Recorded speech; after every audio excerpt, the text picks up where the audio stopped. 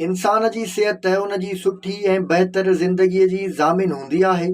जेकॾहिं सिहत जा मसइला ॾींहों ॾींहुं वधंदा वञनि त माण्हूअ में चिड़ वारी तबियत थी वेंदी आहे ऐं कंहिं बि ॻाल्हि में सुकून नाहे मिलंदो। उन करे चयो वेंदो आहे त सिहत जे नंढे खां नंढे मसइले खे बि आम न सम्झियो वञे। थी सघे थो त इहो अॻिते हली वॾी बीमारीअ जो सबबु बणिजी वञे, जंहिंसां असांजी सिहत ऐं ज़िंदगी ॿई मुतासिर थियनि। अॼोके दौर में शुगर ऐं जिगर जी ख़राबीअ जा मसइला वधी रहिया आहिनि, जॾहिं त कोलेस्ट्रोल लेवल में वाध बि माण्हुनि जो आम मसइलो बणिजी रही आहे। अहिड़नि मसइलनि मां जिंद छॾाइण लाइ हिकु गिलास हल्के गरम पाणीअ में कुझु शयूं मिलाए पीतियूं वञनि त वॾो फ़ाइदेमंद साबित थींदो। इंसान जी ज़िंदगीअ खे बहितर बणाइण जे लाइ कुदरत कुझु जड़ियूं ॿूटियूं बि ठाहियूं आहिनि, जेके दवाउनि में इस्तेमालु थींदड़ सभ खां अहम ऐं आम आहिनि। अॼु असां अहिड़ी ई हिकु जड़ी ॿूटी चराइता जे बारे में ॿुधाईंदासीं त हुन जा सिहत लाइ कहिड़ा फ़ाइदा आहिनि। चराइता में आयरन, ग्लाइकोसाइड्स, मैग्नीशियम ऐं एंटीपैरासाइटिक ख़ासियतूं मौजूदु हूंदियूं आहिनि,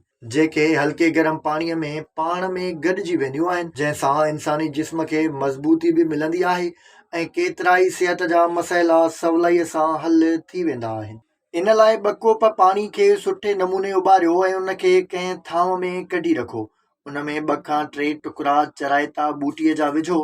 पोइ इन पाणीअ खे छाणे रखी छॾियो ऐं सुबुह जो निंड मां उथण सां नेराने उहो पाणी पी छॾियो। इहो पाणी पीअण सां तव्हांजी हाई शुगर फौरी तौर ते घटिजी वेंदी। औरतुनि खे मेनोपाज़ ऐं माहिवारी जे मसइलनि में बि इहो पाणी वॾी मदद ॾींदो आहे। जेकॾहिं कंहिंजे जिस्म में कोलेस्ट्रोल लेवल वधी वई आहे या चर्बीअ जे करे जिस्म जी खल लड़की पई आहे त रोज़ इन पाणीअ खे पीअण सां उन जा इहे मसइला हल थी वेंदा। जिस्म में सूर ऐं सोज जा मसइला बि इहो पाणी पीअण सां हल थी सघनि था। इहो हिकु कोप पाणी तव्हांजे जिस्म खे वॾी ताक़त ॾींदो आहे। जिगर ऐं मादे जी ख़राबी थी वञे या जिगर जी कैंसर हुजे त इहो पाणी कैंसर समेत जिगर जी ॿियनि बीमारियुनि लाइ बि वॾो फ़ाइदेमंद साबित थींदो आहे। अहिड़ा माण्हू जंहिंजो रत ॼमी वेंदो हुजे या ज़ख़म लॻण बावजूद बि रत न वहे या घटि वहे त ॾींहं में कहिड़े बि वक़्तु हिकु कोप इहो पाणी पीअण सां उन जी रत जा मसइला हल थी वेंदा ऐं इहो पाणी रत खे कुदरती तौर बरक़रार रखंदो आहे।